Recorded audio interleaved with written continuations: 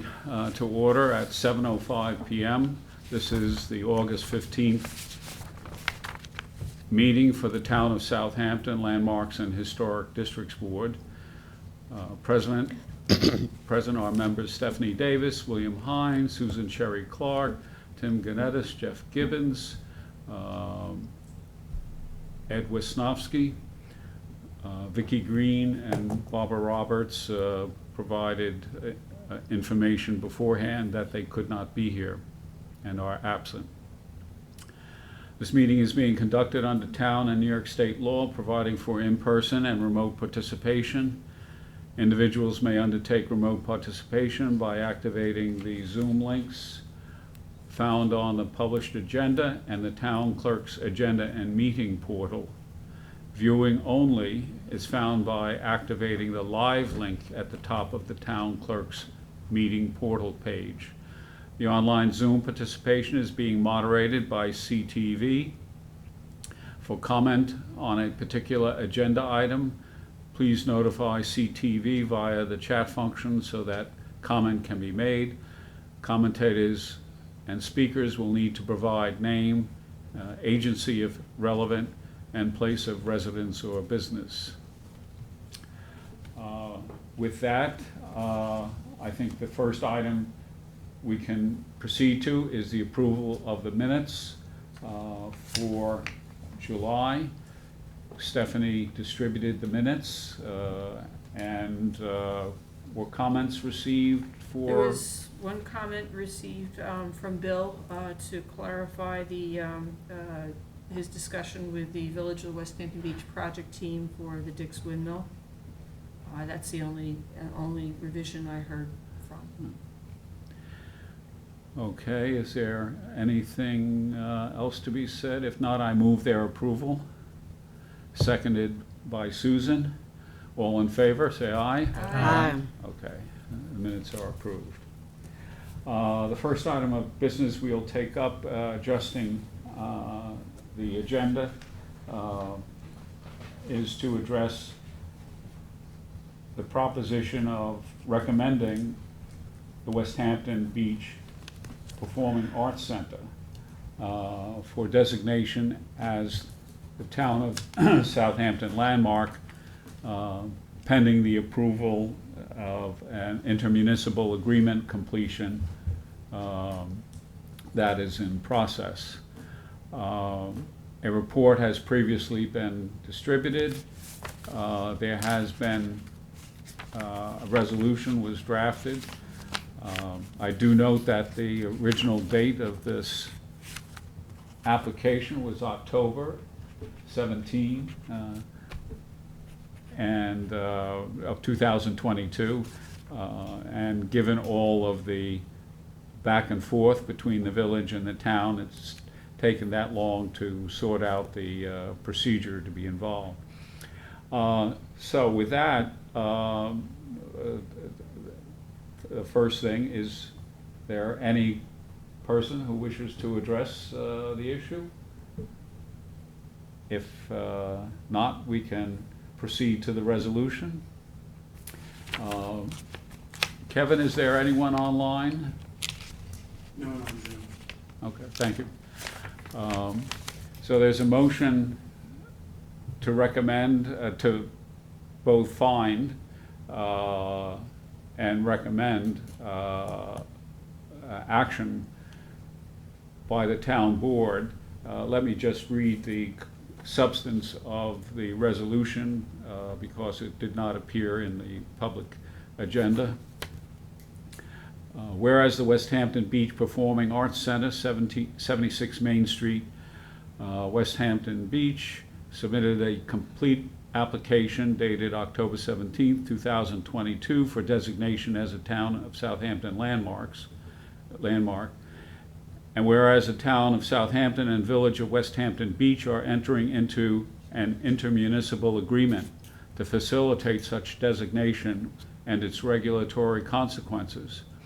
And whereas after review at its August 15, 2023 meeting, the Landmarks and Historic Districts Board finds that the structure meets the following criteria listed in town code. A, possesses special character or historic or aesthetic interest of value as part of the cultural, political, economic, or social history of the locality, region, state, or nation, and that by virtue of its long cultural use as a movie theater and subsequent performing arts venue for the year-round and seasonal members of the community. C, embodies the distinguishing characteristics of an architectural type, period, style, or contains elements of design, details, materials, and craftsmanship which represent a significant innovation. This by virtue of the present integrity of its original design as movie theater architecture.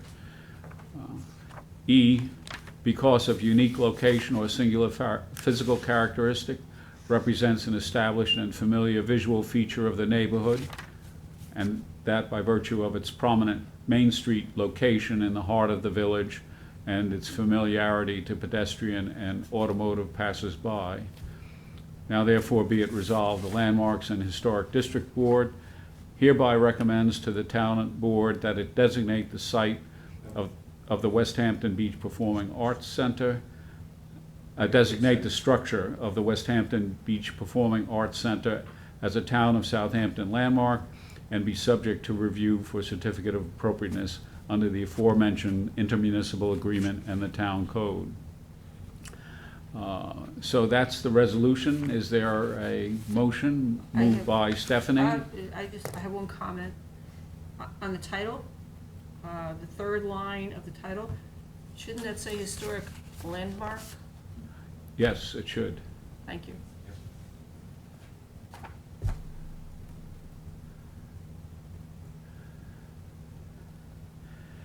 And are you moving it? I am moving. A movie? Is there a second to it? Seconded by Jeff Gibbons.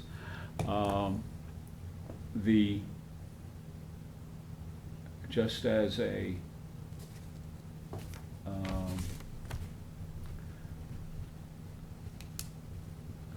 let me just bring up the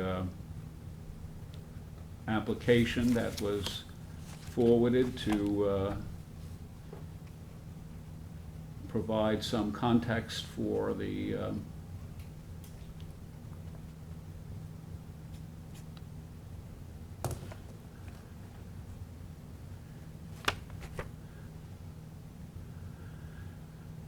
as you can see is a very classy building.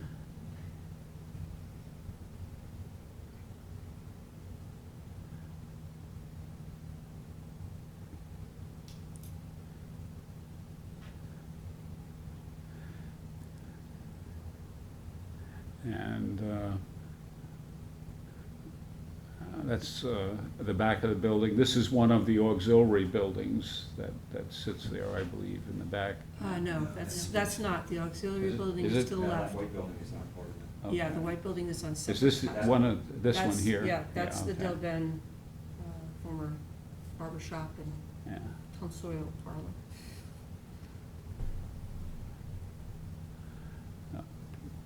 And there it sits on Main Street in West Hampton Beach. In its heyday as a movie theater, it had even some movie stars come and view movies in it when they were out in the Hamptons, or Cary Grant, Joan Crawford, and others utilized it. So it's kind of associated too with famous people, but that's a little bit harder to document. The governor of New York State attended its grand opening. So further comments, or no further comments? Are we ready to vote? Yes. All those in favor say aye. Aye. Opposed? Approved.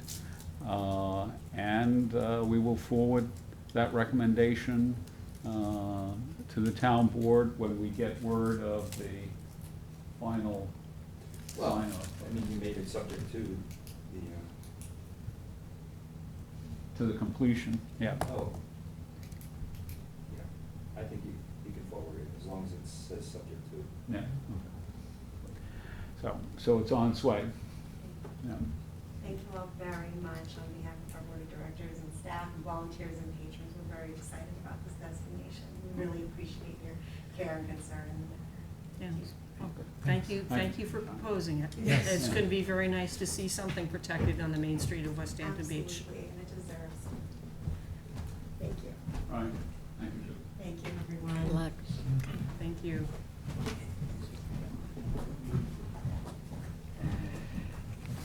You got 9 members, you got 6. Okay. I don't think it was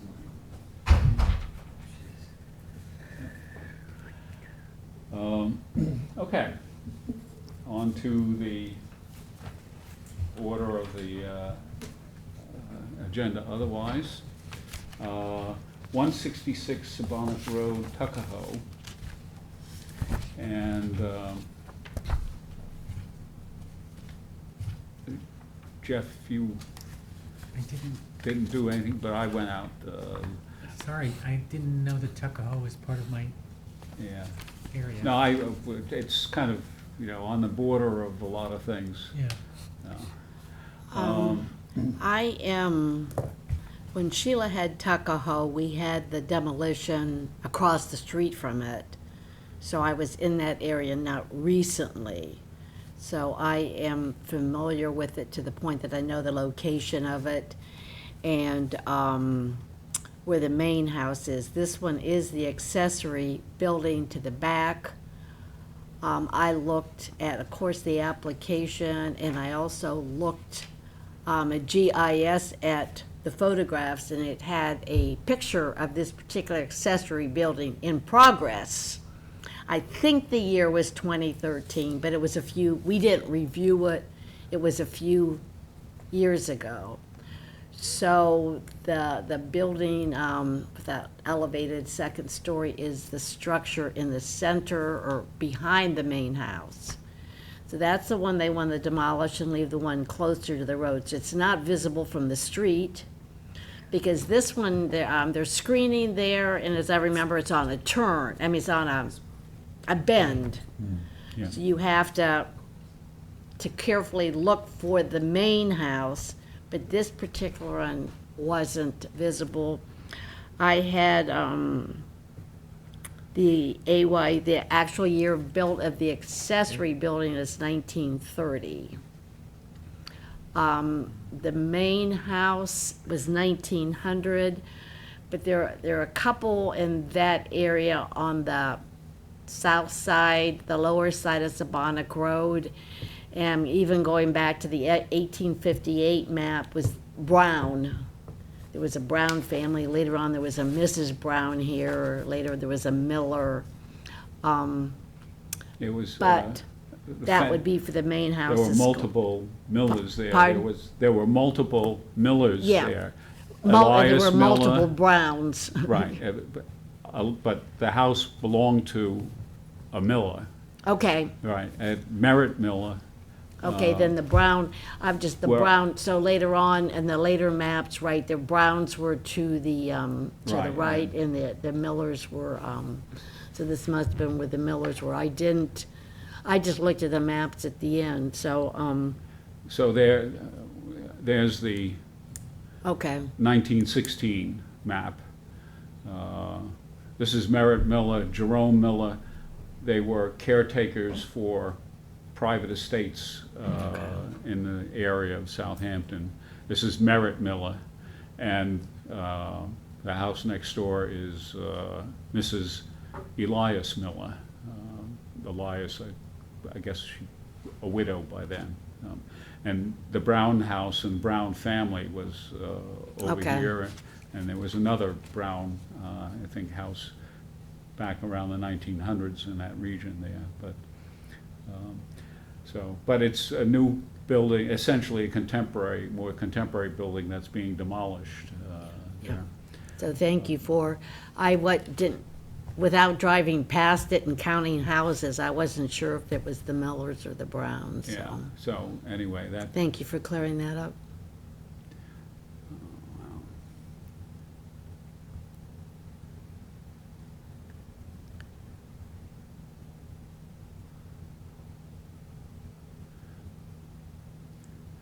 So anyway, this is the property as we were looking at it, so.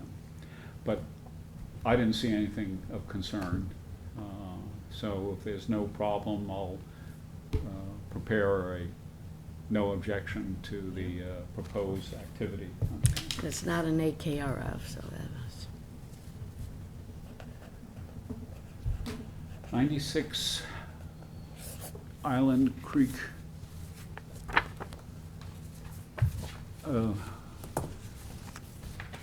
Looking over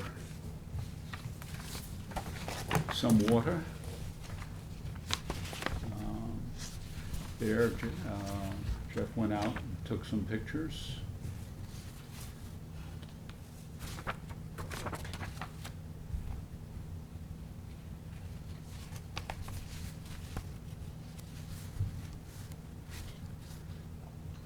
Should you note that the next one, just for the record, for the secretary or whoever does the minutes, that 4 Bay Lane was adjourned?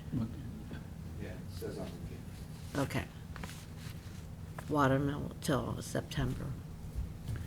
So you took a picture of the foundation that's to be replaced? If they build a, Just proof that it needs it. yeah. So, That end of the building, like 10 feet in, and the other end of the building, 8 feet in, are being removed. And then they're adding on to and raising it and adding a second story to what is left, plus an addition. let's see.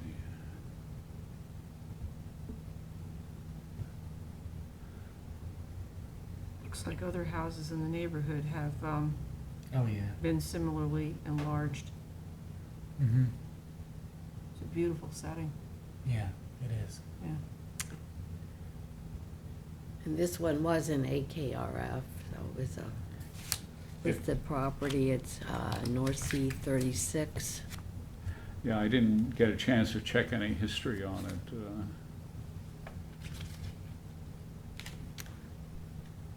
The application said it used to be a hunter's cottage. I would And say that that came the from the interior, applicant or the architect. yeah, it looks to me like the interior is consistent with that. Yeah. Mhm. And then the Original use. sunroom was, that's That just what they, paneling. and then it was, Tongue and groove paneling. it was probably some type of At least it's real. cottage, but then the sunroom was added, but I don't know. Well, I see it's a neighborhood of increasing redevelopment with bigger houses, Yes, the rich people have found it. so. Do you have any concern, Jeff, from what you observed? And Not what they're proposing. I mean, there are equally large or larger things all around it. It still, to me, will look somewhat like a vernacular cottage. It's been added onto. They're also putting solar panels on it, I believe. Yeah. New foundation.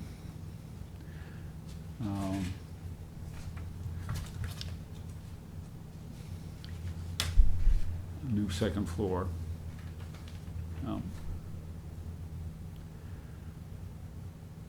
Yeah, it's, So I don't see any concern myself, so. Yeah. the My footprint only doesn't look like it's going to be all Concern is that it much probably different. won't look like, No. Just a two-story. Yeah, it is a historic resource, and when it's finished, it will be altered. Most likely. it'll be a changed building. Beyond recognition. Yes. And Not just- that, I'm not saying that, I'm sure there are reasons why it's being lifted, because it's close to the water and a new foundation there are, and to increase the size, but it just, and then with the solar panels, it will be essentially So, Well, not a cottage anymore. the new foundation, I think, is gonna help preserve what remains of the original structure, because what they Right. have right down there now for a foundation is inadequate. Yeah, And and that, it's gonna be easily flooded too, given the elevation. So I don't see any reason to object to this. I know, I mean, it's, Well, someone has a sense of history here because they described the house was originally built as a one-bedroom, one-bath duck hunter's cottage. yeah. So the oral tradition certainly has carried on, right? Yet they also describe the bay that's outside as the ocean. True, All of the fancy magazines do that. Do they really? Yeah. versus. I suppose it eventually gets to the ocean. You know, I think in the year built was With 1960. enough sea level rise, there will be. Yeah, right. If you zoom out far enough, Google Earth only says ocean. Um,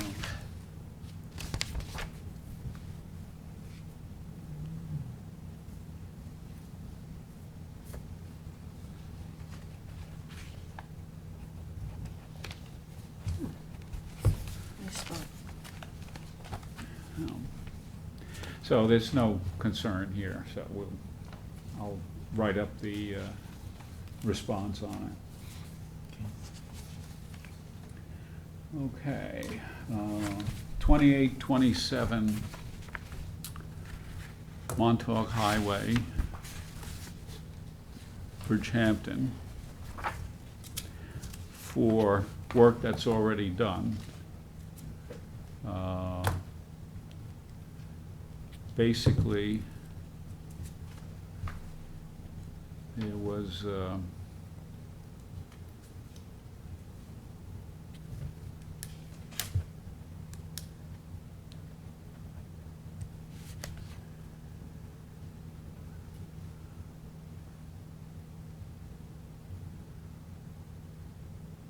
I guess it doesn't want to go any bigger. But there was some pool decking installed and a rear decking installed for this house.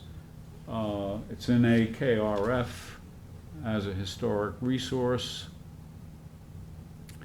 Let me go to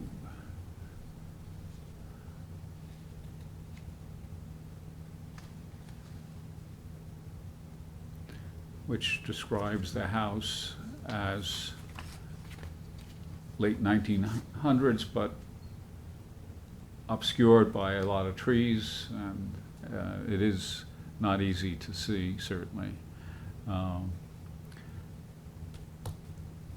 And I didn't check the historical mapping associated with it, but basically, since it was looking at what's already been done, I didn't do a full investigation of it. Since it's out of sight, I don't find it objectionable what's been done. In this case, it's Yeah. an irregular, unpermitted activity that has taken place. I Yeah. think the two barns too, the smaller barn was, the smaller barn, part of it was made into a pool house. And the larger barn, part of it was converted into some type of living space. I just comment that was part of, but work done. Mm. But it would been all, that would have been interior. But it raises, to me, it raises again, the policy question of, there not being, this is a relatively historic house for the main street of Bridgehampton, although on the edges of Bridgehampton. And, what's been done kind of is not a significant disruption of the historical character or integrity of it. So it's not going to be a big deal. But the question is, the next time something happens, it could be a big deal. It could disrupt the historical character or integrity of the existing building if it's done in an unpermitted way. And that's something I think that needs some thought as to, trying to adjust policy or changes within the way in which potential penalties might be applied to activity like that. But, in the absence of that, we just have an administrative cost associated with it. I think, what is it, $100? Or For what? for an unpermitted, previously done, Double Or- fee. No, they Double the fee. Double the fee. they doubled it? Yeah, Yeah, okay. and I see that on a lot lately, but they don't, that's nothing. Yeah, but it's an administrative penalty in effect Yes, correct. for unpermitted work, but it's not much. That's, the other question involved, so something down the road to keep thinking about. So I'll send in a response form. We have that, we received the application referral and work is already done, and we notice it's already done, period.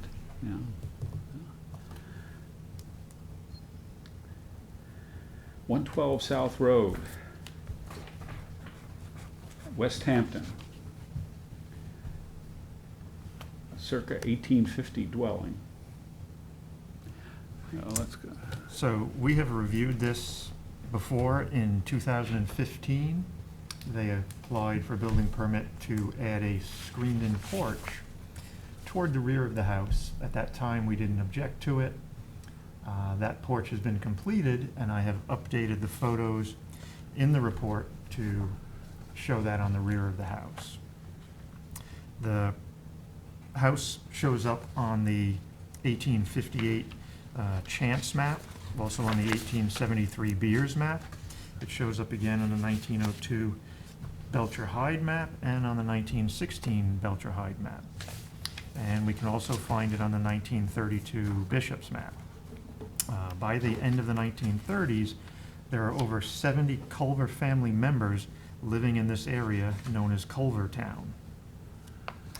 The structure appears to have originally been a two-story, three-bay house, which was later added onto to make it a five-bay, side-gable Greek revival-style residence, the eastern half being the original house. Other modifications since the construction of the original structure include a slight repositioning of the main entry door, some window placement, some trim changes, extensions to the rear, and a pedimented entry porch. The house appears to have been constructed in the late 1850s by Richard Sidney Culver, who may have lived in the house for a time. Richard's father, William Brewster Culver, had purchased 500 acres, including this property, from Timothy Jessup in 1844. Richard's father and mother, William B. and Abigail Culver, the original settlers of what became known as the Culvertown area of West Hampton, lived in the house in 1873 and as possibly as early as 1858.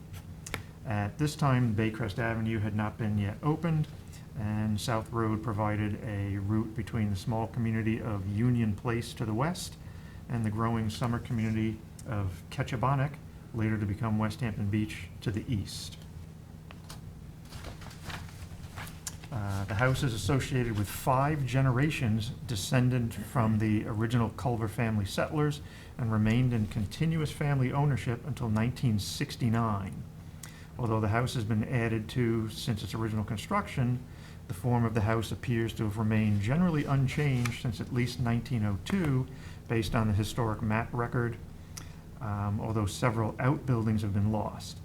The exterior of the appearance of the house has been somewhat altered by the addition of some modern materials, a front porch, additions to the rear, and dormers. However, its overall appearance remains consistent with the historic character. The surrounding buildings are nearly all former Culver residences, and collectively these structures evoke the character and community feeling of Culvertown. The property appears in the historic profiles of Eastport, Spionk, Remsenburg, and West Hampton, Number 35, it's the Richard Culver homestead. The main part of the house was built by Richard Culver in the late 1850s. It is thought to be the oldest home built by a Culver in the Culvertown area. It also shows up in the Town of Southampton Historic Resources Survey, the AKRF, as WH20, known as the Richard Culver Homestead. The structure is purported to date to the 1850s. It is likely that 3 bays of it date to the mid-19th century, while the other bays, the dormers, and the early entry porch were added circa 1900. Further research would be necessary to confirm the development history of the house. The mass appraisal information shows the actual years built of the dwelling is 1900, which the maps and other data show is incorrect. We really have the 1850s as the date. There is a detached garage behind the house that dates to 1930, and the screen porch, which we reviewed in 2016.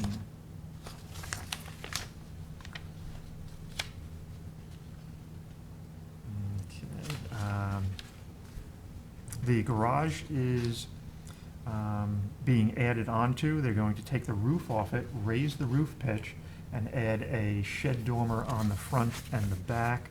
The first floor of the building will be unchanged.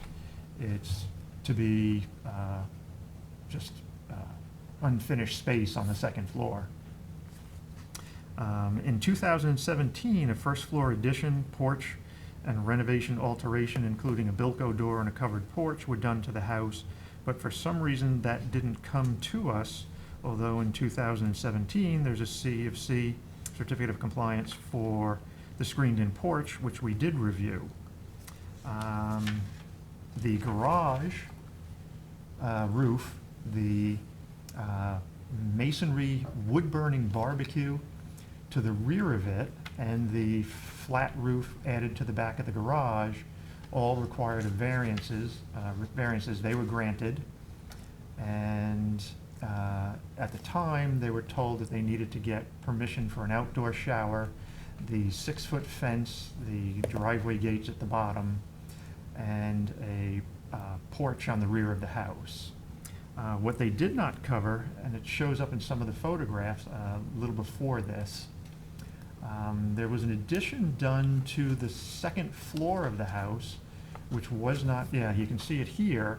The chimney was the back of the house in 2015, though now the picture on the bottom, 2023, shows that there's a 6 or 7 foot addition to the second floor, probably done when the roof deck was done, because they were done without a building permit.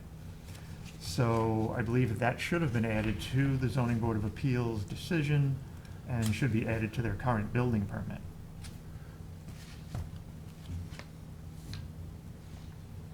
So I didn't have any objection to the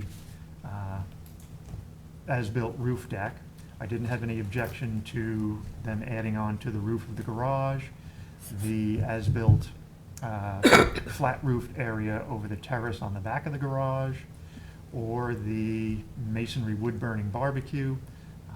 All of these are well to the rear of the property, not visible from the street at all. Even the fence is not visible because of the shrubbery on the street side. You can see the gates, but only when they're closed. Again, I didn't mind them, so I had no objection to those. I have no objection to the second floor addition, but it wasn't included in their application, nor was it included in the ZBA decision or the current building permit application. Is it possible that there is a missing record someplace that might exist? I'm looking into that. Yeah, I went through what they had, and there was a certificate of compliance issued in 2017, but it's for first floor addition, porch, renovation alteration, Bilko door, and covered porch. So it doesn't seem to be specifically in there. And I also checked on the building permit application itself to see if it had been on the application but not recorded on the CFC, and it wasn't in there.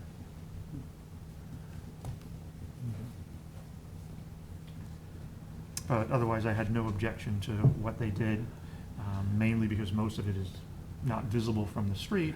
Everything is fairly modest. It's in keeping with the design of the house, so I had no objection to it. So is there any concern on other board members? I don't see any. So would it be useful to just draw attention to what seemed to be the irregularity of the structures that Mhm. might, at least as a matter of record, were noticed here, when you file a response? Right. And I can note again that we didn't, if we agree, that we didn't object to it, to Right. save them from having to come back to us if they have to get a permit for it. Okay. So.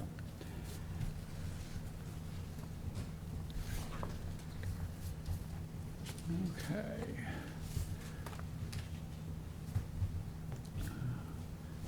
So 53 Baycrest. Okay, this is another property in the Culvertown area of West Hampton. This property includes a two-story dwelling with an AYB of 1910. The dwelling is proposed to have a first-floor addition and other renovations. There's a frame building behind the house, slightly visible from the street. It's a detached garage with a shop on the rear of it. It has a 1930 AYB, and it's proposed to be demolished. There's a shed which is not visible from the street, which also has a 1930 AYB, and that building is also proposed to be demolished. They're to be replaced with a new garage building with a porch, and it does, on the 1873 map, it shows that Baycrest Avenue had not yet been opened. The original Beaver Dam settlement area can be identified by a grist mill, a schoolhouse, and a cemetery near the head of Beaver Dam Creek. By 1902, Baycrest Avenue had been opened, was not yet named. Several residences are evident along it. The subject property appears to be part of a larger property owned by Charles R. Bishop, whose ancestors settled this area along with the Culver families, whose name gives rise to the local name of Culvertown. We note that the Bishop Avenue is located just to the west of the subject property. The 1916 map continues to show the subject property. It's now one of several parcels subdivided from the Charles R. Bishop property and is now developed with a two-story building owned by W. Benjamin. Collectively, this information indicates that the property was developed between 1902 and 1916, which is consistent with the 1910 age of the dwelling. The current 2023 building permit application is for the following: removal of a screen porch, first floor addition, second floor addition, front entry porch, rear covered entry, interior alteration, detached garage with covered porch, demolition of shop garage, demolition of shed, demolition of deck. It's sort of odd, they're removing the screened-in porch, which is a wraparound porch on the front corner of the house, and then replacing it with a similar porch. The only difference would be, instead of the screened-in panels, they would be providing double-hung windows. So I'm not sure why, it didn't seem to be in poor condition, so I wasn't sure why they were taking it down. Why they can't just use what's Yeah. there? I felt that renovating the existing historic part would be a better choice than demolishing and then reconstructing it as a historic replica.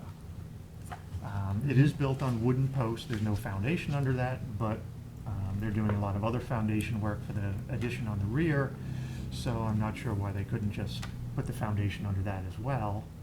So I sort of felt that we should make a recommendation on that. The application states that there's a second floor addition, but the plans they submitted did not show a second floor addition, so I'm not sure what that is.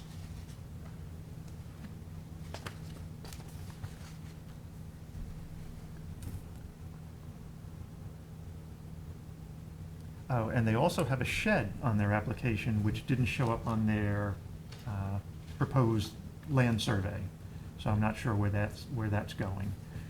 They didn't provide drawings of the shed or of the new detached garage with the porch, so I can't make any comments on any appropriateness of the design or anything like that. The stairs is still existing inside, but on the drawings, they do indicate that that's to be removed and replaced with a new stairs.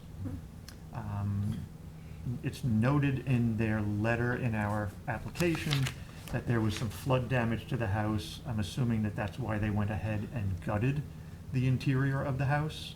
Both the first and second floors have been completely stripped down to framing members. All of the windows in the house, first floor and second floor, have previously been replaced. They're all Anderson. They're all 1/1.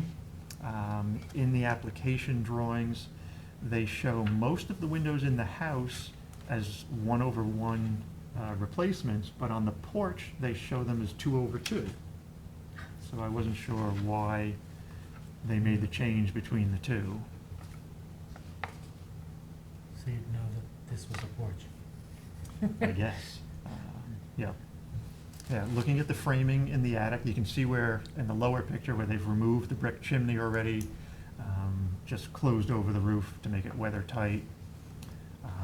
The framing in the attic, the framing in the basement, the cement blocks with the decorative exterior face and the foundation, all tend to indicate, a 1910 construction date is correct.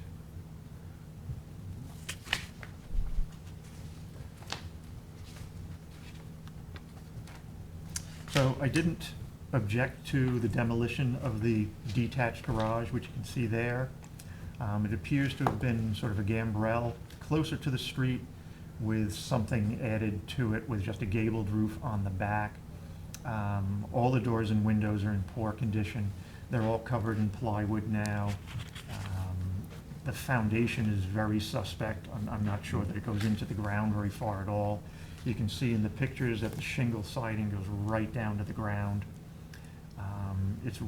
It's in a horrible condition, so I can't object to its demolition. I just made the comment that demolition by neglect is never a good solution. The next building is the shed, which is very low in the eaves. The door height is just barely fitting in under the peak of the roof, so it's a very low building. The photos inside that building show that there were a lot of openings along each side of it, like 4 different openings, as if it were a chicken coop or Looks like something. Yeah, Yeah. something, yeah, Yeah. it does. Yep, and the low height again, Probably chicken. yeah. So again, the foundation in that is very suspect. The shingles are going right down to the ground. It's in very poor condition, so I couldn't object to the demolition of that. But again, demolition by neglect is never a good excuse. Although repurposing this building just because of the height of it would be difficult. I also had no objection to the work they were doing on the house. My only question was, why were they removing the screened-in porch that wrapped around the corner of the house to replace it with basically an identical one, just making it habitable space? My only concern was, in the AKRF, they had noted that some of the character of the house was changed because the open porch had been changed to a screened-in porch. So now that they're putting the windows into that porch, was it going to change the appearance of it again? I mean, we see it a lot where the porches get filled in, suddenly become part of the living space. I didn't object to it in the report, but figured I'd sort of look to the remainder of the board to see if there was any concern, if we should make any recommendation to either how they were doing the windows or any other suggestions. Well, wouldn't it make sense to have them all match? I mean, why make the Well, porch? Yeah, that too. different? Why the porch was 2/2s where the remainder of the house was 1/1, that I was unsure of. That, we've seen this example before, though, sometimes with these architectural plans where all the details for the windows are not necessarily included on the plans that are Mhm. submitted. Right. So it may be that they're planning to do them all as 2/2s. And you might make the suggestion in the report that that might be Mhm. probably more historically Yeah. accurate than the one-over-ones that they're Right, proposing and replacing, which are already replacements. right. Yeah, Because they're probably only 10-year-old Anderson windows at this point, so what they were before that, Yeah. we don't know. And the AKRF pictures, you can't really see No. whether those are the Andersons or 6/6 or 2/2. Yep. Yeah. And it's hard to tell in that picture, but the corner of the porch is actually curved, it's Yes. rounded around that corner. Mhm. are they gonna replicate that? Yes, Yes. yep. Which again, Why? makes me wonder why they're going to remove it to just replicate it. Yeah. Well, it may be that if they're taking it from a porch and converting it to living living space, space. that Mhm. there's probably insulation and a bunch of other things that they have to do, and it may be more cost-effective to Right. replace those building materials if they're converting it to living space. I Mhm. mean, I'm looking at this and I'm thinking, it's nice if your intention is to convert it to living space, Mhm. that they kept the wrapped-around porch appearance and didn't do something else here that would be less appropriate. Right. Mhm. The issue may be the porch floor is most likely sloping, Yeah, Yeah. that could be too. and that's hard to correct, Correct. Mhm. Right, without. They have stripped the finishes off the porch too. Mm. I didn't feel that, although the porch is old, I didn't feel that the porch was part of the original house. Mhm. Right. Where it's on posts where the rest of the house is on foundation. Mhm. It has a Where- curved corner on it, doesn't it? Yeah, so Yeah. it's kind of, And where it meets the side of the house, the wall of the porch comes in over a basement window. Mhm. So you would have thought if it was all done at one time, They it wouldn't wouldn't have met that Right. way. And I have a couple of photos of the roof framing of the porch, yeah. which is a hodgepodge Hodge. of Heck, miscellaneous rafters and ceiling joists. Yeah. it's- So that, the house, as you go through it, every floor joist in the basement, every stud in the wall, floor joist on the second floor, ceiling joists on the second floor, roof rafters, they're all the same. And then you get to the porch, and every member of it is a different size and shape. So it did seem like it had come later, although to look at it, it definitely still had a lot of age to it. I Right. just say, it's not much later than the original Right, construction, right. given what these materials look like. Yes, yeah, and it was originally a lath and wood shingled roof, Yep, although that area of the house, the wood shingles have been removed, they have plywooded over that and done the asphalt shingles. But at the second floor, that roof, you can see the lath, you can see the wood shingles, and then they've asphalt shingled over the wood shingles.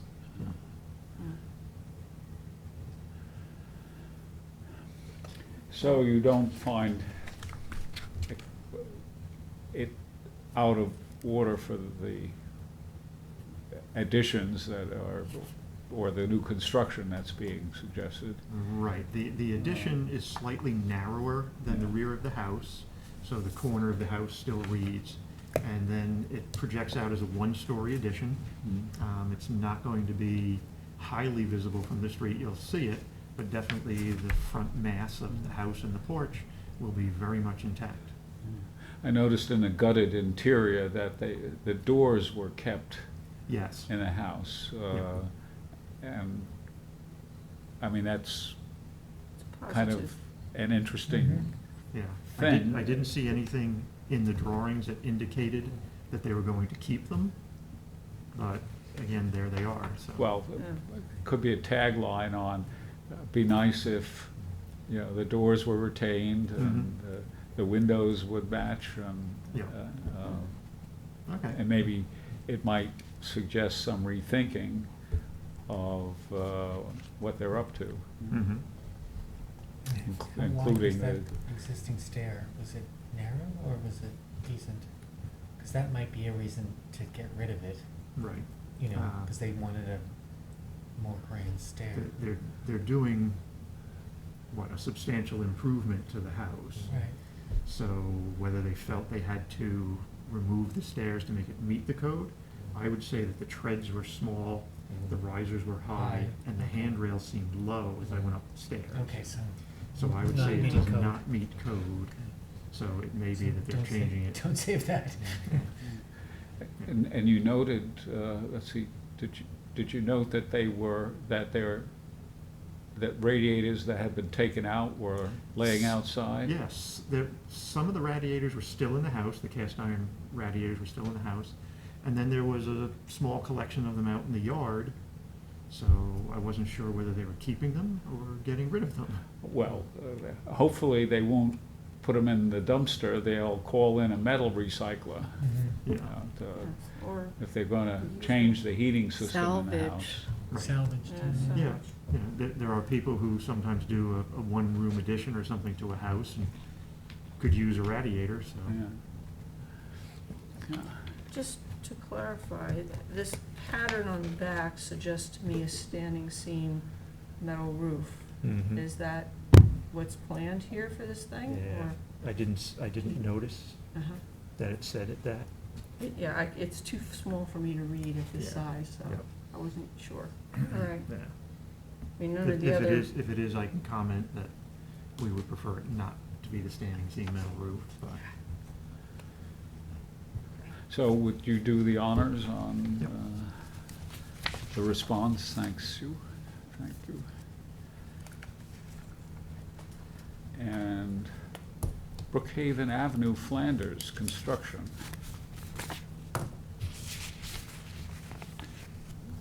Tim, would you outline what's up here and? Sure, we have an application for some minor work on what seems to be 1940s cottage. It was in the Flanders Hamlet Heritage Area Report with a circa 1930 build date listed, but looking at the subdivision map, which was filed in 1945, it appears that the structure is more circa 1947, 48, which matches the assessor's data.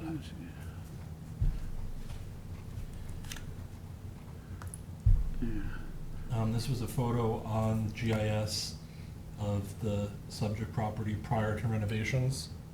The house was included in the AKRF after renovations, where it was painted blue and the fenestration on the front was changed. Which I think caused it to appear a little older and more charming than it really is.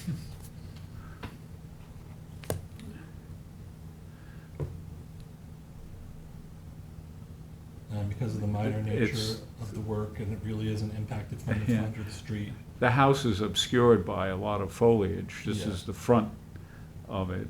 Mhm. Um, Yep, The corner, it sits on a corner. right. This is the rear driveway off of Mhm. Polk Street that's there. And an outbuilding that also sits there. Mhm. And was there another, oh, this is your Correct, that's the subdivision map. subdivision map that it occupies two of these Correct. lots. And this was the lot 241, 242 that outlines a survey for that house.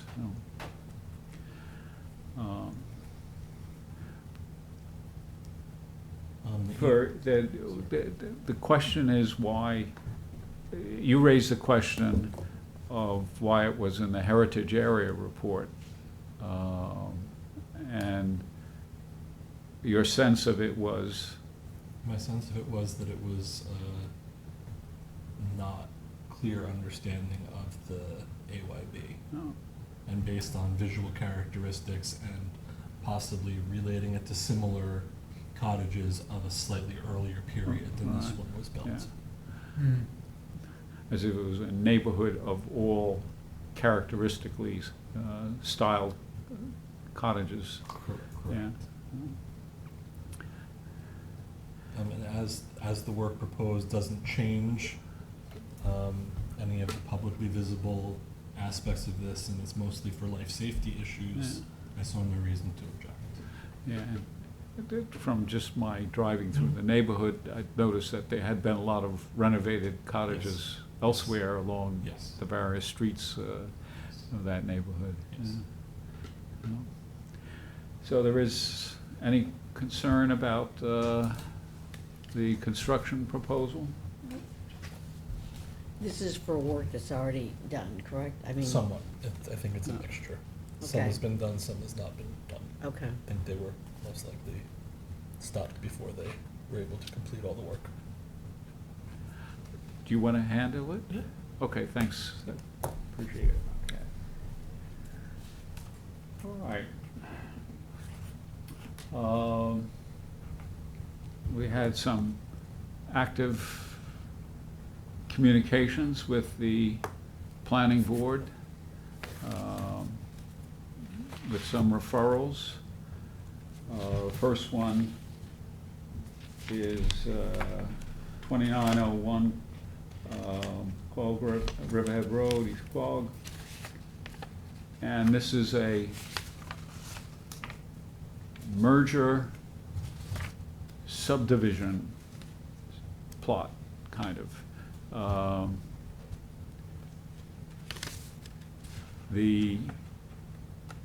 There are two pieces being pasted together to create the possibility of three, I guess, building sites.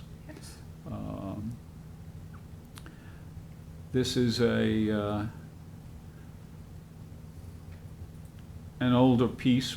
This is it right here.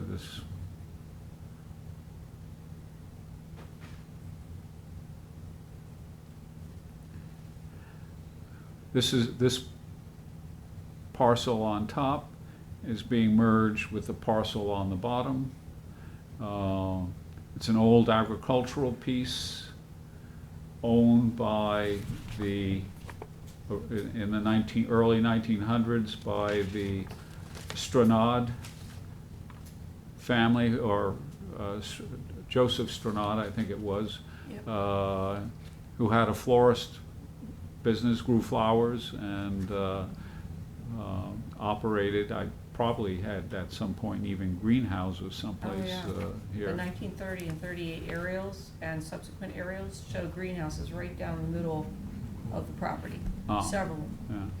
And there's a large ag well there in a vault, and an associated big buried water tank out there.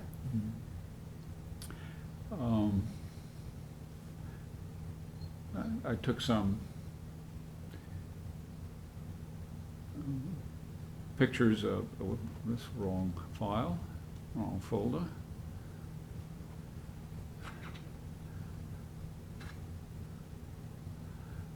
And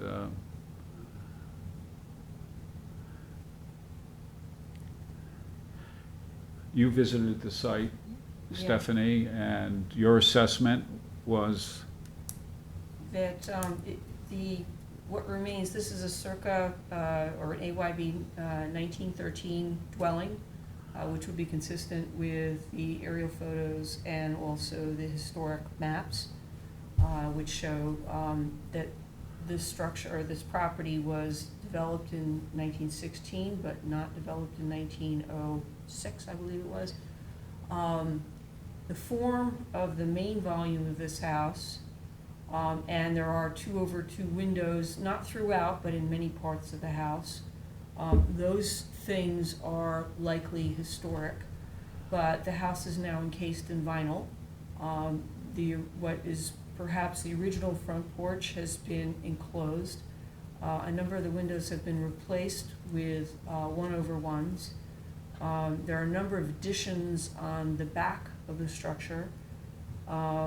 Yeah, you can see some of them kind of over to the right there. And it looks like there's been a fair amount of neglect of this structure. It does not look like it's been lived in for quite some time. This area historically was wooded throughout. Most of the farms were a little bit further to the east on Lewis Road, but this farm was established on this particular road for a number of years. The surrounding area has gradually been subdivided, and there's quite a few new residences in the neighborhood on all sides of this property, so it's not a surprise that it's being proposed for, assembly of one big lot and then subdivision into three building lots. There's definitely some indications of the former agricultural use on site, including the well, and this large old typical buried water tank in the vault. There's some newer structures in the back. There's some sheds. There's a second dwelling kind of hidden behind the trees there that is in remarkably poor condition. It looks like the frame is actually broken. You can see on one side where it's sagging in the middle. Covered asbestos shingles.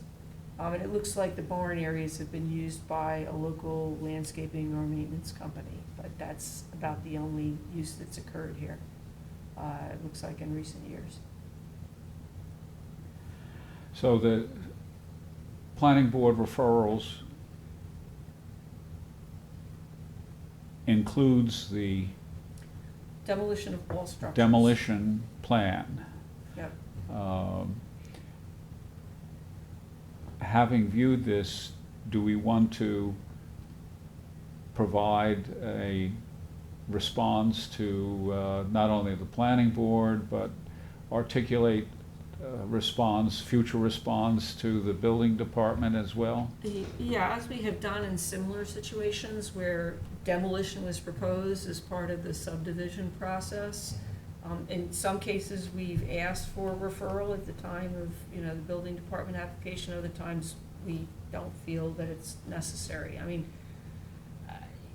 given the current condition of the buildings out there and the fact there's only one that would be, I think, considered potentially historic, and that building has been heavily modified and does not look like it's in great condition, I don't see a reason to object to the proposed demolition that would be associated with this subdivision. I don't know how others feel about it, but. Well, the question is, do we want to see this come back and take up agenda space at a future meeting? I didn't think it was worthwhile Okay. at this point.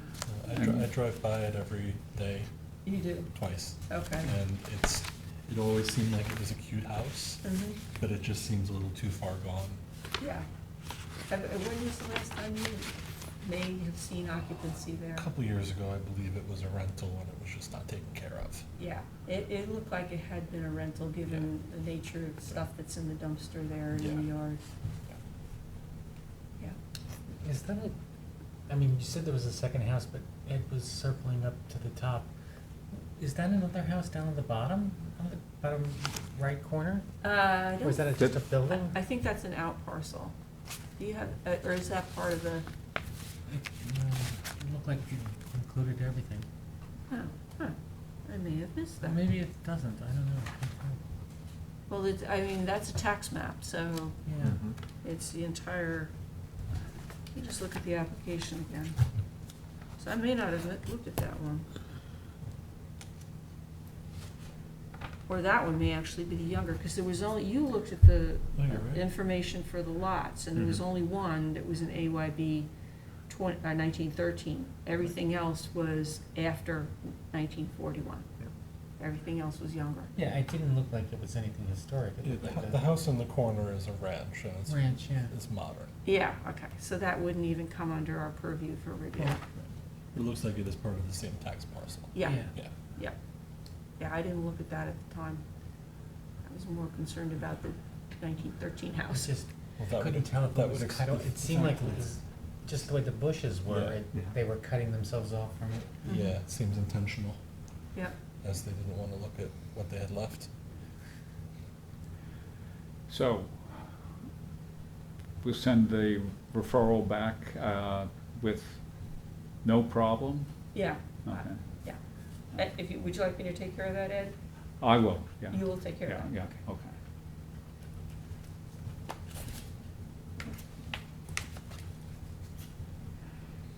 Another subdivision, Turtle Cove Drive. This one is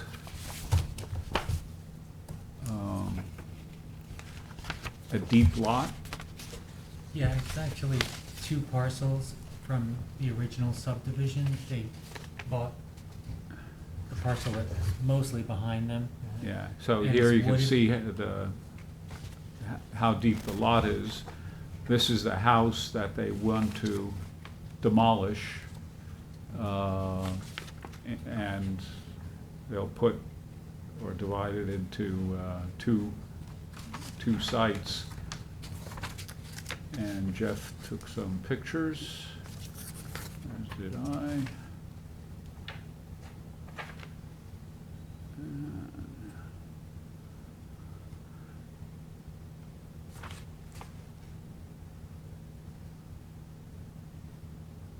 It's looking from the house they wanna tear down back towards the other property, which has woods mostly on it. It's, basically, they've been at work because I think a year or two ago, there was trees along the driveway here, and they've already cleared, because that's going to be the new driveway to the rear. There's not a tree on that 77 Turtle Cove Drive? Yeah. I walked all the way around. They've cut down every single tree that was on that property. Yeah, this looks to the rear. And there's still big, huge planks. I mean, like, this wide and this thick. And I'm like, can't be trees on this property? Why else would they be there, you know? Yeah, the house Do they is, look like they're freshly built? yeah, it's Well, they're not fresh, it's but unoccupied as well at the moment, so. You see that white thing that's kind of in the middle of the Yeah. just beyond them, that's where the wood planks are.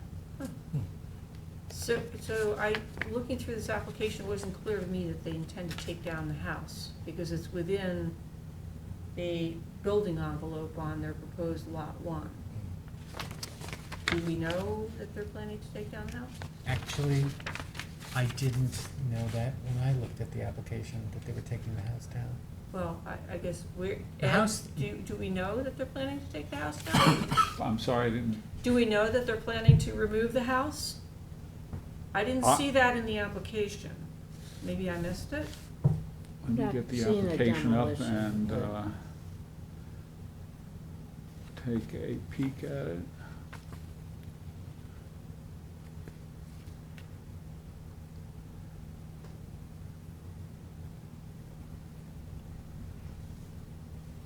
I mean, just for background, it's a very, there's a lot of houses that look exactly like that must have been built when they Mhm. first Yeah, subdivided, kind of like a cape with a chimney tacked onto the front. yeah. Uh, The letter does not describe a demolition of that house. No. It's within a building Yeah. envelope that's mapped on the Let's see if there's a subdivision map here, plan. yeah, So. That's a I- form letter, so it's not gonna tell you anything specific. yeah. This might be one that we would request that if it is proposed to demolish the house, that it be referred to us. Unless there's some reason that the house doesn't have any historic value. Because it's not clear at all. It's swamp Does the survey Asbestos? say No, building to be aluminum siding. removed? and. This what? Does the survey say building to be removed? I don't I see didn't that on mine. notice that on the. No, it does not No, say so that. It looks like the lots were merged by proximity, and then they're Yeah. just looking to separate them legally Yeah. now. Yeah. Right, Yeah, yeah. exactly. And which would make a separate building lot on the other, Right. and that's what's Which is shown here. also Lot 2 Turtle is a Cove building Drive. envelope shown. Right, So I don't think it means that the house is being torn down. house is being torn down exactly. Here's a survey, maybe? But since it's not clear, this would be one I think we would ask that it be referred if it's contemplated to remove the house. Yeah, I don't believe it says that it's, we can't blow that up, man.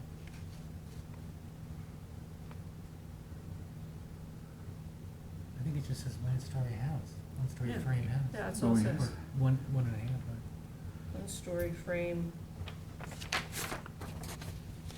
Yeah.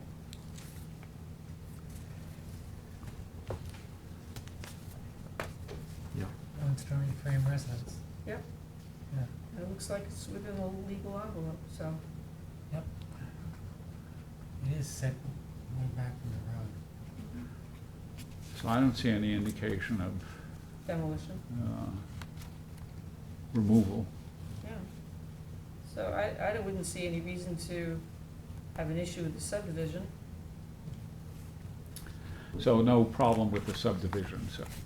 Right. No, But if it is proposed in the future to demolish the house, it should be referred, as it is, what was the age on this thing? 1930s? late thirties, could be, Pre-1945? yeah. Okay, It's right on the line, all right. a little on the older side. Okay. So it would be referable.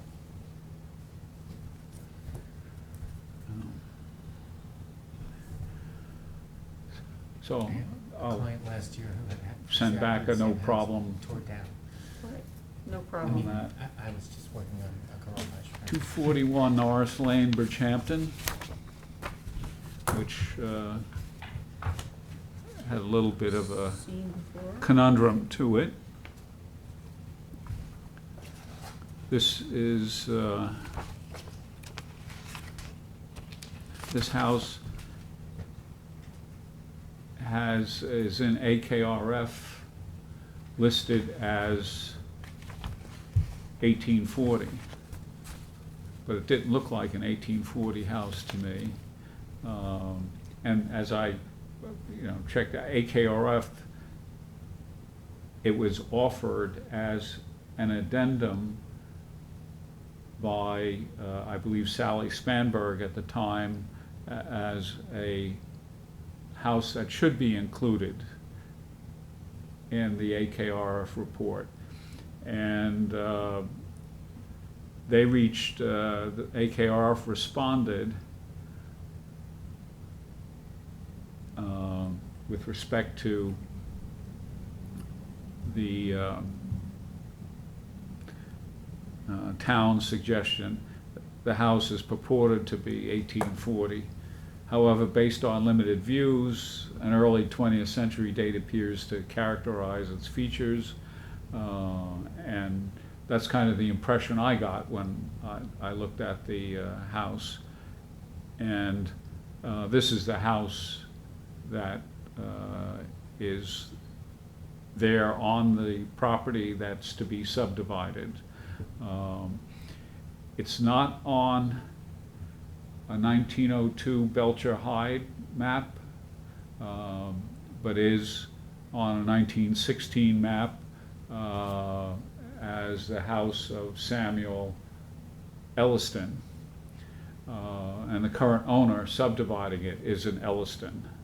So it's multi-generational family property that's there. Very deep. As you can see, Lester Elliston is the owner.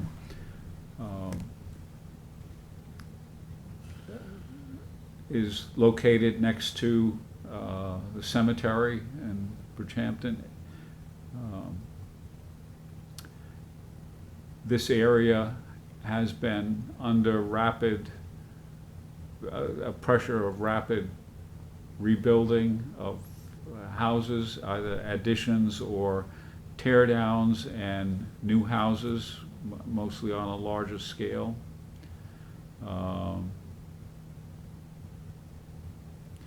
So I have no problem with the subdivision. The house does not have, looks like it has been renovated. There looks to be an addition on the back of the house too, from its original character. So I didn't find anything of significance to weigh against the proposal to subdivide the property into two parcels. Any other comment, maybe, or any other concern? Yeah. Okay, if there is none, I will write another love letter to the planning board on that. So 11 Walnut Avenue has been sent off to the town board. Yes, Bill sent it off to the town board. I did receive an inquiry from Lars Fitter, the owner, about what his next steps would be. I let him know that the referral or the recommendation for landmarking, subject to receipt of an easement offer from CPF that he would find acceptable, that recommendation has gone off to the town board. So I guess the question tonight is, at what point should Mr. Fitter go to CPF? I was thinking that maybe the thing to do would be to forward the recommendation that was made to the town board to the CPF director, and to let her know that this, recommendation has been made, and then put Mr. Fitter in touch with her. Yeah. Was CPF CC'd on the Did you see communication? Jackie Fenlon? Yeah, I don't remember. Well, I can check and we can, Okay. if it's not, if it wasn't forwarded then, it should be, I think, forwarded, at that up.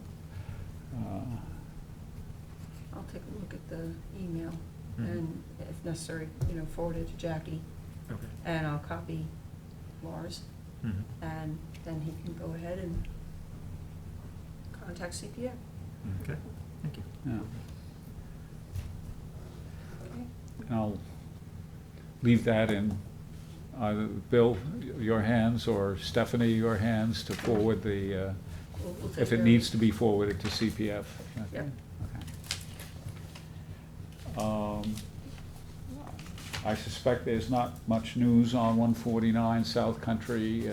The appraisal was underway last time I checked, and we were just waiting for it. The appraiser's kind of backed up right now, but that CPF appraisal process for the historic facade easement is underway. So, no news any further. Bridgehampton Historic District status, in the process of trying to get out an informational brochure. I sent around looking for comments, and Stephanie, thank you for providing some comments on it. At the moment, just trying to get the mailing apparatus in place to get it out the door, and that might happen sometime even this week.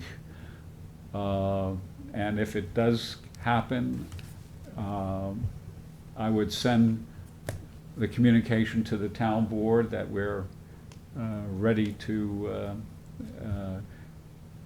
support the idea of a public hearing on Bridgehampton Historic District. I did have a session with the Bridgehampton Civic group, July something or other, I can't remember the actual date. July 24th rings a bell, and that also provided the occasion for some press material to alert members of the community about the prospect of the historic district. And I've not heard anything back, so I think things are at the moment going in a positive direction. I just wanted to note the front page story in the Southampton, the front page story in the Southampton Press about the historic. Yeah, it was front page in the Eastern edition. Oh, It, okay, well, did- Not the Western it didn't edition. show up in the Western edition. Really? so- Wasn't even Oh, in there? I Oh, wow. thought I saw No. it. Yeah. It certainly wasn't front page. Yeah. Yeah, it was- Yeah, it was kind of buried. Well, it was very narrow. Yeah. Oh, wasn't it? I was impressed that it was on page one. Okay, other matters. I have a matter to bring up occasioned by two communications concerning existing landmarks. And it relates to hedges that surround landmarks. And I'd like to get some sense of feeling for the view that the Landmarks Board has some responsibility with respect to the changing of hedges around landmarks that might alter the look of the landmarked buildings that are there. I don't know how, in the past, we've dealt with a number of landmarks, like the Fordham Mill, where we reviewed some of the landscape planning. I think there have been other places where we have been involved with the question of the landscape character.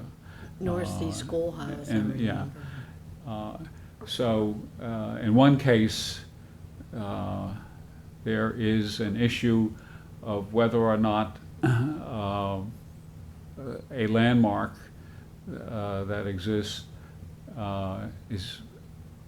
has been approached to move its hedge closer to the building in order to solve the problem of it creeping or sitting on the right-of-way of a town highway. So that's one issue. A second one involves cutting down almost a very high hedge that's probably, I'd say, 12 feet or 40 feet on one side of a landmark structure that is quite some distance from the landmark itself. And the question is, if it's to be cut, should we have some process to review that type of event? So I'm just kind of asking for your thought. I've been asked to provide a response. I have my own sense that radical alteration of even a hedge that's distant from a structure that is a landmark probably should be looked at by the Landmarks Board as a change of appearance issue. And the question of relocating a hedge close to what is already a very proximate position to the landmark structure, that should be a matter of concern for the Landmarks Board as well. What does the code say about landscaping? What does the code say about landscaping? Does that fall under the purview? The question is, it's not specifically addressed, but changes in the kind of exterior appearance. I mean, if you have a landmark and you put up an obscuring hedge or some landscape specimens that obscure it, that certainly is a concern, because the question is the public benefit of a landmark suddenly becomes privatized in some way. Some of the landmark designations have talked about Well, no, not the landmark designation, some of the It's- COAs you've mentioned, Mhm. Yeah, the easement. landscaping, And- changes to the Right, landscape. And it for comes in example, with six, easements too. yeah. Very specific with easements, but I am not aware of anything that is in the code, and I'd have to refresh myself on it, but I don't recall seeing anything in the code that specifically speaks to landscape features, in proximity to landmarked buildings. I mean, I see the point, but, we certainly have landmarked buildings where there were significant obscuring hedges. I'm thinking of specifically the Art Village. 860 Scuttle Hole Road. Yeah. 680 Scuttle Hole Road, 680. yes, So, yeah. Yeah, and laugh a lot, I mean, that's totally obscured, by hedges. Which, yeah, from a public benefit and view standpoint is a problem, but I don't think that the code that we follow really covers that at all. It's when you have the easement, that's a different matter, because usually easement speaks to Yeah. those issues. Actually, when there was a proposal to install an air conditioning unit at the North Sea schoolhouse, there was the question of landscaping came up, and we Yeah, we had did, it, it was There part were of even the a couple application. trees there near a rock that were overgrown and tattered, and they were gonna get a donation of 2 new ones, Right, shorter versus some long, tall cedar thing that was out of shape, a couple. right. And we reviewed that, But they specifically brought that to us. but I think they did that because they thought that they had to. And least they're- we opined on it. But I'm because not it was sure if presented to I'm us. assuming they inquired first and were told they needed to. That's my recollection. Yeah. But I just say we have. But then if we review the site plan for the Ford Mill and there's no easement, There's Yeah. no easement, it and seems like if they were going to change that landscape plan, Mhm. that we've already, reviewed and approved, that you'd wanna know that they were going to put 10-foot trees there instead of 3-foot, some type of, that might I'm not sure, yeah, I mean, I'd have to things go that back we and look. specifically comment on at the Fordham Mill were generally speaking the aspects of the building. yeah. And the aspects of the non-historic building that is, on the same property. And we've also commented on some of the built structure there. But I don't think we really commented particularly on the landscaping, other than it was on the plans that were presented to us. So it's a couple things I know at the North Sea School, but I'm not sure if there was anybody. The question basically is it a matter of desire to be able to review landscaping changes that are associated with landmarks? Well, there's I a think- visibility issue. I mean, obviously, if you can't view it, that's, I think it should be, I think we should be careful about that, because that's a slippery slope. It's one thing if it's a giant hedge that's obscuring the front view of the property, which was, one of the main reasons it was landmark. But if somebody's got some foundation shrubs that they're going to replace and put a different shrub there, to me, I that hear you, should yeah. just be ordinary Could it be maintenance. screening, like phrased as screening rather than landscaping? Mm-hmm, it could be, Because that could help, yep. because I start to maybe that wonder would. about visible from street things and the implications and ramifications of that.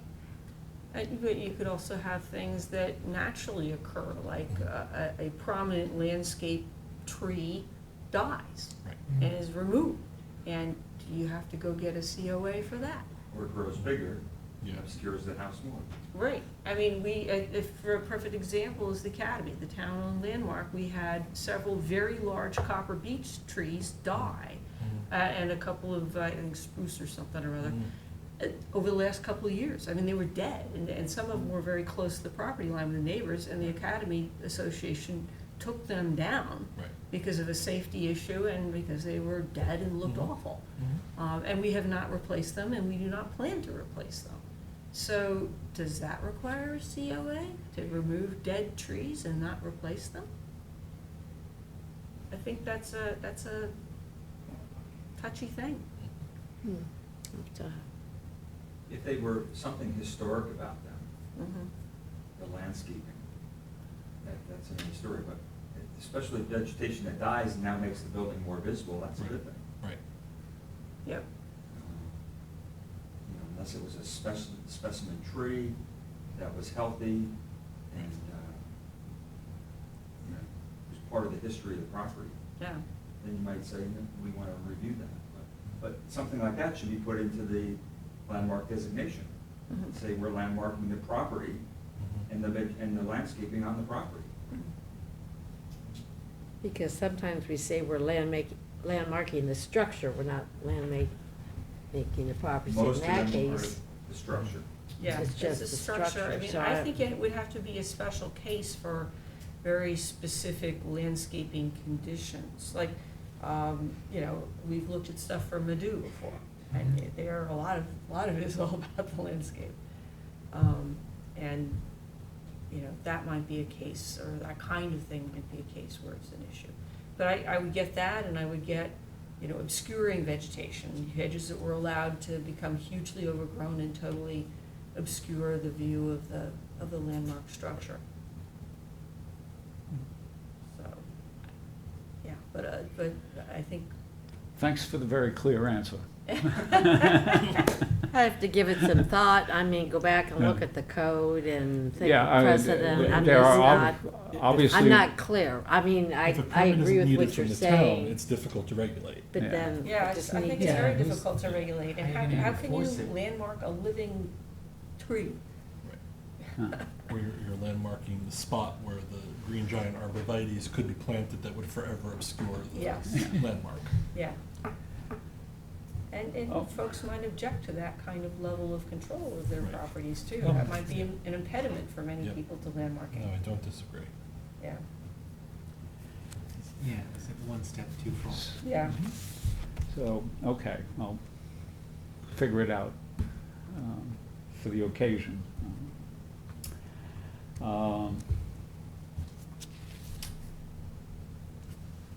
Other matters, there's nothing to report on the idea of annual inspections of landmarks, town-owned cemetery designations requires study. The Stony Brook, Southampton historic buildings, the only latest event is dead ospreys Yeah. found on the campus buildings there. Nothing with respect to certified local government activity that I know of. Are there other things that any member would like to raise? just got a couple quick things. I sent out the construction and demo lists that are updated to where we are All now right, thank you for that. versus your quarterly, but everything's there. And I have the referral ready to go, so I'll send that in the next couple days. Mhm. So the referrals and recommendations.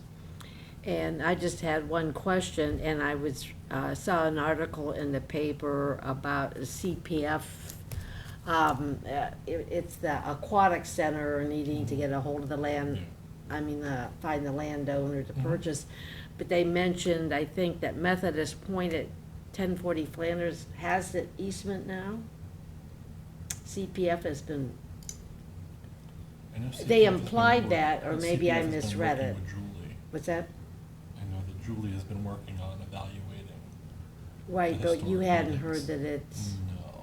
No. Okay, maybe I misread the article, I read that it had already received it, but I may have read something into what the reporter stated. So I Yeah, thought, well, I didn't know saw it had that been too. approved. And it sounded like they had purchased it with monies earmarked for historic preservation. Yeah, That's what I understood. that's what- Which allows the historic Right, preservation so this to, isn't a water quality one, this is yeah, a water quality and historic preservation, I believe. Right. Right, but, okay, that's just, that was I hadn't heard that had happened, but Mhm. it may or may not have, so we'll. that- The article there? Is that the article there? Oh, okay.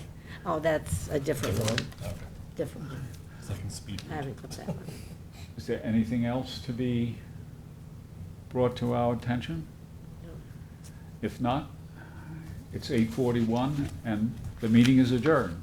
Okay.